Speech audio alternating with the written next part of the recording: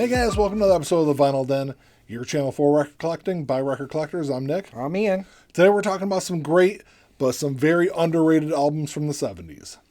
There's a bunch of links down below. Make sure you go check them out. There's links for the Vinyl Den Facebook group, for the merch page, for the Spotify and Apple Music weekly playlist that we put together, and also the Patreon page. So make sure you go check all that out.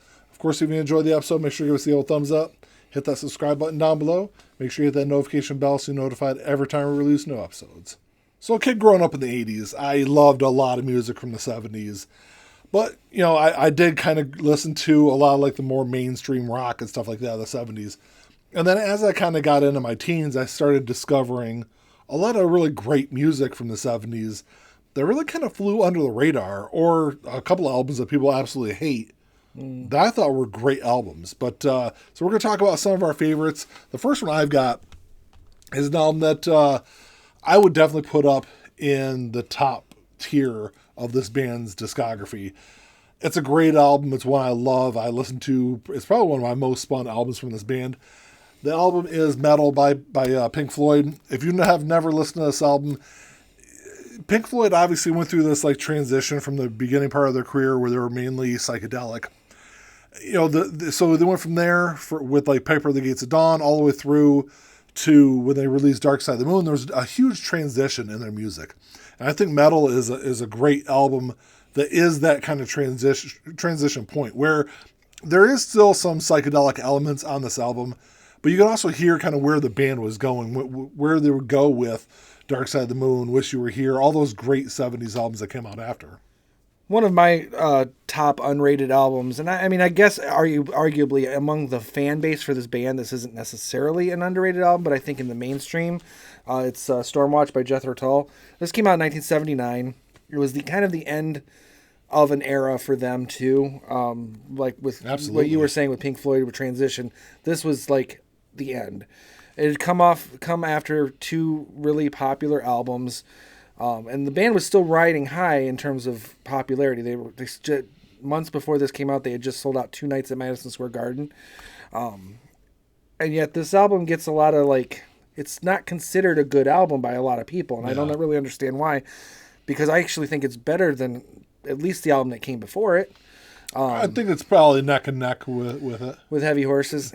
I listen to this far more than I ever listened to Heavy Horses. I think Heavy Horses is a different kind of album. I think it's definitely a little more kind of like folky. Well, this is considered to be the third part of a folk trilogy, which I don't consider that's a fan base or a pop media description of these three. This being the third of those three.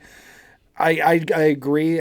There's some similarities. There's some folk elements that travel through. Nothing like there was with Heavy Horses or Songs from the Wood. No.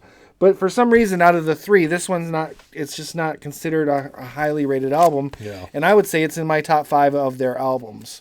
So the next album that I have is one that I think is very underrated as a 70s album. I think it's also very underrated in this artist's discography. And it also got very overshadowed by the other album that this artist released in 1973. Mm-hmm. And that album is Muscle of Love by Alice Cooper. It's the last album from the Alice Cooper band. And he released Billion Dollar Babies in 1973 also, which is an incredible album. It's definitely my favorite Alice Cooper album. But Muscle of Love is a fantastic album also. You know, I feel like a lot of fans, I think Alice Cooper fans really love this album. But as far as the bigger, music listening audience goes, I think a lot of people would probably go to Billion Dollar Babies, School's Out, Killer, a lot of the other albums before they would go to Muscle of Love. Yeah, I think this just got lost in the pomp and circumstance that was Billion Dollar Babies, from its what Billion Dollar Babies is as an album, as well as the popularity. I actually think Muscle of Love's a better album. Personally. Really? I do. I love Billion Dollar Babies. Yeah, I do too. I love all of Alice's except for one album, but I would put Muscle of Love just slightly above Billion Dollar Babies personally, musically speaking. If it's an album that if you haven't listened to in a while, definitely go back and check it out because it's a great album from beginning to end. Mm-hmm. The next couple of records that I'm going to mention, I don't have to show us because you'll have to put in pictures. I'll put up a nice picture right about here. My next one is Masque by Kansas. It came out in 1975. again, it's now amongst the diehard fans. It's not going to be considered necessarily underrated, but in the popularity perspective of the mainstream, Yeah.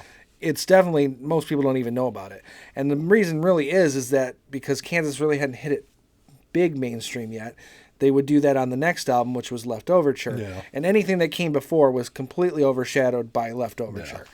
So, but I think Masque is a better album than even Left Overture. Some argue that Left Overture is I would make that argument also. Yeah, they say, I've talked to people who think that Left Overture is too mainstream, too pop. And I don't agree with that, but I think Masque is a much better album. A couple of songs on Left Overture are, but yeah. Yeah, one or two, but I think overall it still has that same feel, because that goes pretty much from their first album all the way up to, say, Point of No Return or arguably Monolith. But Masque, I think, just gets lost in the shuffle of especially with the next several albums that Kansas released. Yeah, exactly, absolutely. Yeah. So Masque by Kansas, check it out, because I can't imagine there being someone who likes Kansas that, just even casually, but you haven't heard Masque. If you listen to Masque, you will love it, because everything about it just screams the best of Kansas. The last album I have, I think, really gets panned by a lot of people. A lot of people really do not like this album. And I kind of played into that perception for a long time and just never listened to it until, within the last several years, I finally got around listening to it. And it's actually a really good album. Is it one of their best albums? No, but it's nowhere close to being one of their worst albums either.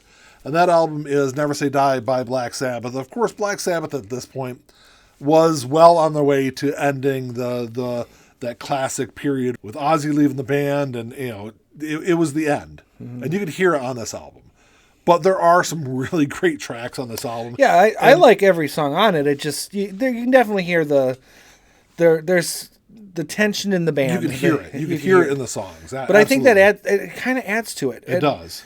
To be completely honest, as I've listened to it later in life, I've started to hear elements, even though Ozzy was there and he helped write some of the songs. There's elements of this album that you can hear that transfer over to his first solo album, which came out. I can see that. I can definitely see that. There's just musical ideas, more lyrically, of course, because that's Ozzy's thing. But there's ideas that are very prevalent here that are kind of prevalent in his first solo album as well. But I think you take this album, you take another album, Technical Ecstasy. You could hear this transition in Black Sabbath. You could definitely tell that they were trying to do something different musically. Absolutely. It didn't work as well on Technical Ecstasy, even though I think that is a good album also. I agree. I think it worked better on Never Say Die. Yeah. I think at that point, when Never Say Die came out, it was just everyone was doing what came naturally, so it worked. And I think the experimentation did drop a little bit, so that helped a little bit as well. But yeah, I totally agree. This is a very underrated album. Absolutely. So the last one I've got, again, I don't have a copy to show you, Zoot Allure by Frank Zappa.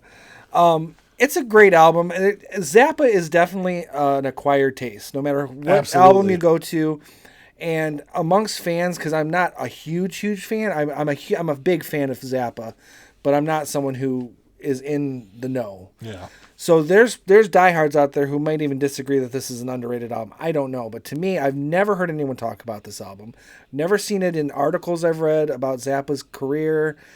And to be honest, it's slightly different, but then everything Zappa did was different no matter what.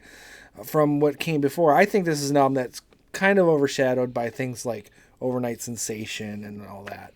So I like this album. This is probably one of the albums of his I've listened to more than of the others.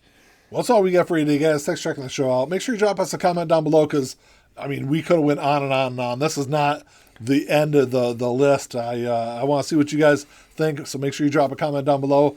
Let us know what some of your favorite underrated albums from the 70s are, because like I said, there's a whole bunch of them that we could have went on and on about. But if you guys enjoyed the episode, make sure you give us the old thumbs up. Hit that subscribe button down below. And that's all we got. Until next time. Talk to y'all later. Keep on spinning. Peace.